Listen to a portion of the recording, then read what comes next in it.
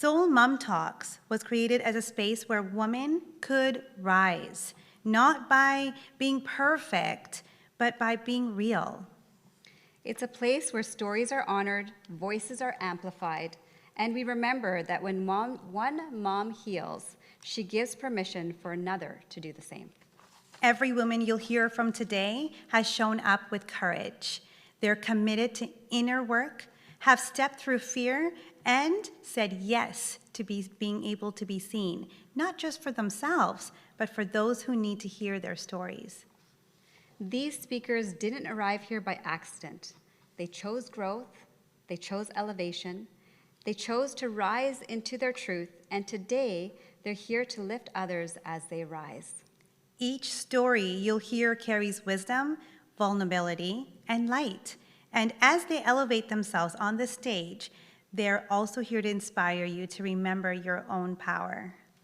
Because Soulmom Talks isn't just about listening, it's about awakening something within you.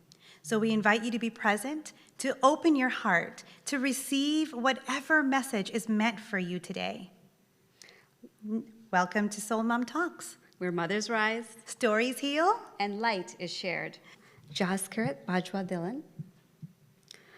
Jaskirat is lovingly known as Jazz, is a mother, certified life coach, and published author whose journey is rooted in resilience, healing, and deep love. Originally from Punjab, India, and now living in Ontario with her husband and 2 sons, Jazz spent nearly a decade in software development, but her life took a turn after her youngest son autism diagnosis. Stepping away from her career, she devoted herself fully to her son's growth, and along the way discovered a powerful truth. A mother's healing matters too. That awakening led her into a transformative journey of self-love, inner child healing, and soul restoration. Today, Jazz uplifts and empowers autism and special needs mothers to choose themselves, heal from within, and lead their families with joy and strength. She is a Mindvalley Certified Life coach and the author of a Punjab book, as well as a co-author of a book in English called Spread Your Wings. She will be speaking about The Mother Heals First. Please welcome the inspiring Jaskirat Kaur to the stage. Thank you.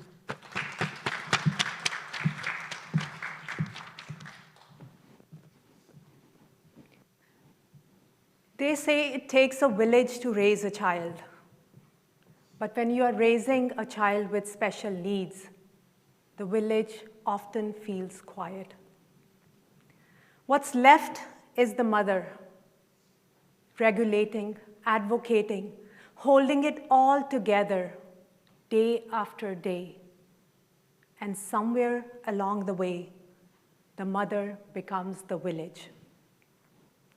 Hi, my name is Jaskirat, and I am an autism mom. In 2018, we moved to Canada with big hopes, dreams, and excitement to build a new life in this beautiful country.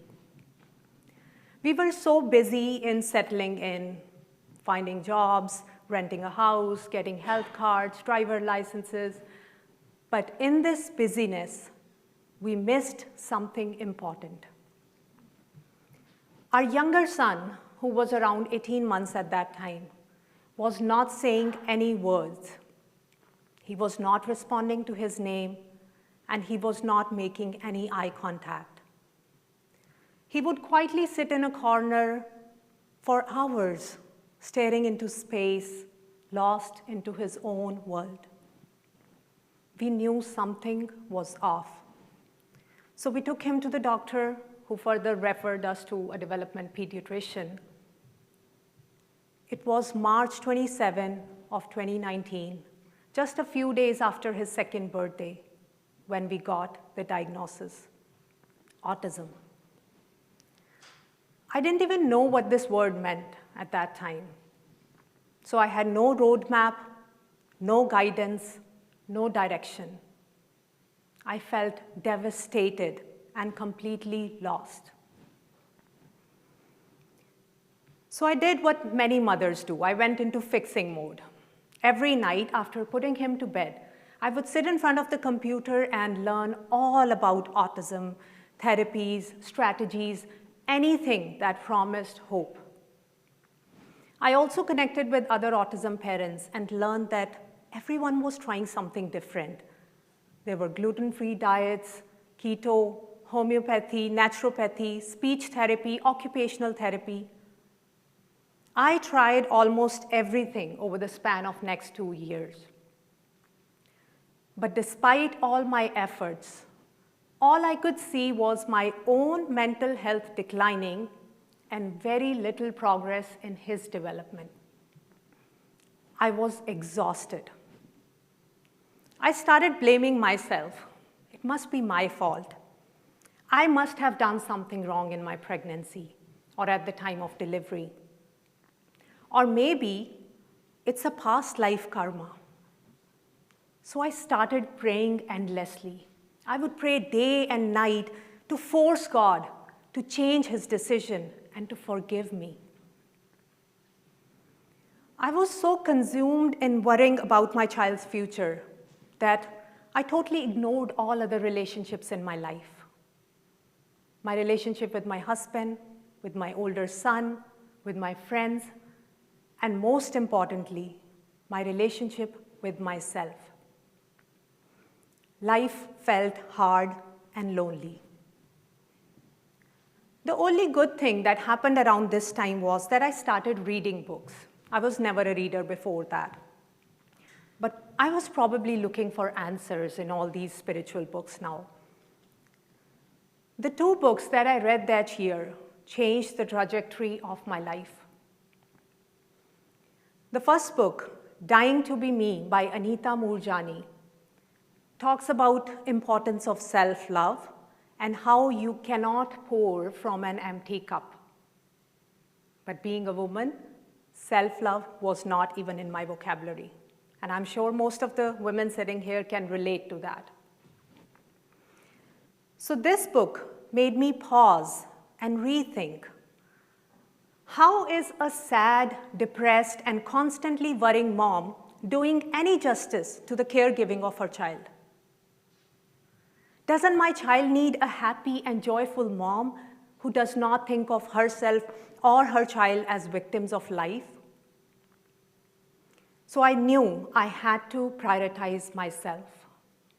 I had to prioritize my well-being and my joy. I had to start filling my cup first. The second book, Messages from the Masters by Dr. Brian Weiss, changed my perspective on autism and other special needs children. He said that these children are highly advanced souls who come into your life to give you an opportunity to serve them with your unconditional love and patience. And in this process, they help you evolve spiritually. They have volunteered their lifetime for your spiritual growth and to bring you closer to God. For the first time, my perspective shifted from being a victim to being chosen. And this shift in my mindset led me on a beautiful spiritual journey. A journey of acceptance, love, courage, and awakening. Awakening to the truth of who we are and why we are here and what truly matters.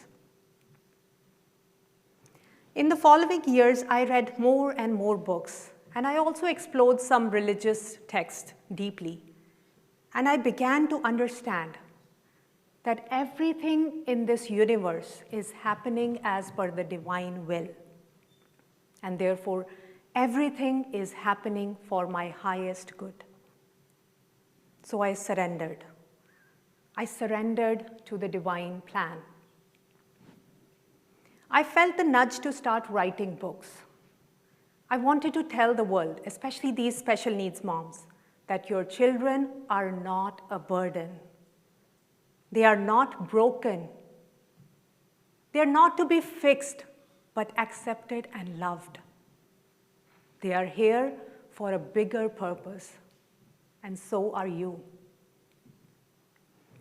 No doubt, as mothers, we'll always do our best to make our children as independent as they can be. But shouldn't we be mindful of whether our actions are coming from force or faith? Are we acting out of fear or love? And this shift can only happen if we first work on ourselves. But once you shift your inner energy, the outer world starts shifting too. When you trust the flow of life, the universe starts supporting you endlessly. You won't be alone in this journey. The universe will always have your back. But it starts with you. It starts with you healing first and you filling your cup first. So for me, self-love and spirituality have played a big role in bringing me back to my heart. Another key factor in my healing journey has been acceptance. I gracefully accepted that my child is different. Not less, not more, just different.